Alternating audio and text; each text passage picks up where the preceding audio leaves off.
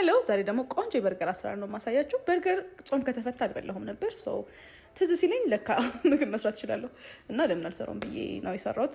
ቀይ ስጋ ላይ ትንሽዬ ፋት ቢኖረው ጥሩ ነው። ጨውና ቁንዶ በርበሬ አድርጎ በደንብ ማቀላቀል።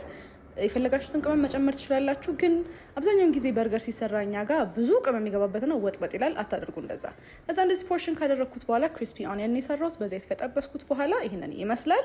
እሱን ወደ ጎን አደረኩና ደግሞ ድንች እንደ ቺፕስ ቆርጬ ቀቀልኩት። ጨው አድርጌ ብስል አላደረኩትም፣ ትንሽ ገንፈልን ያደረኩት ሶ ዛት ኤር ፍራየር ውስጥ ሳበስለው ውስጡ ድረስ እንዲበስልልኝ። ከዛ ትንሽ የዘይት ቁንዶ በርበሬ፣ ፓፕሪካ እና ጦስኝን ያደረኩበት። ጨው አብሮ ሲቀቀል ስለነበረ አልጨመርኩበትም። በደንብ ካዋሃድኩት በኋላ ቀጥታ ወደ ኤር ፍራየር ቦክስ አስገባውና ኤር ፍራይ ያደረኩት። እሱ ኤር ፍራይ እስኪያደርግ ድረስ በርገር ፓቲን የሰራሁት። መጀመሪያ ግን ያደረኩት የበርገሩን ዳቦ ቶስት ነው ያደረኩት። የተጠቀምኩት ዘይት ደግሞ ሽንኩርቱን የጠበስኩበት ነው።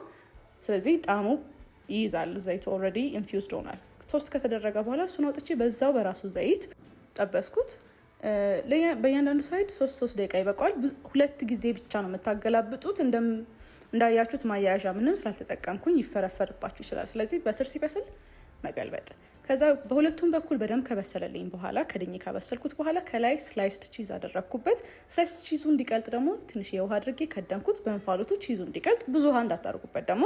ከቀለጠ በኋላ እንግዲህ ይሄንን ይመስላል። እንዴት እንደሚያምር ብቻ እዩት። ከዛ ቶስት የተደረገው ዳቦ ላይ ሜዮኒዝ፣ ቤት ውስጥ የተሰራ ማዮኒዝ ከላይ እሱን ካደረኩ በኋላ ደግሞ የሃኒ ሙስታርድ ማዮኒዝ ነው። የእሱን አሰራር ቪዲዮ ሰርች ነበር፣ ሰው ሰርች ታደርጉ ታገኙታላችሁ።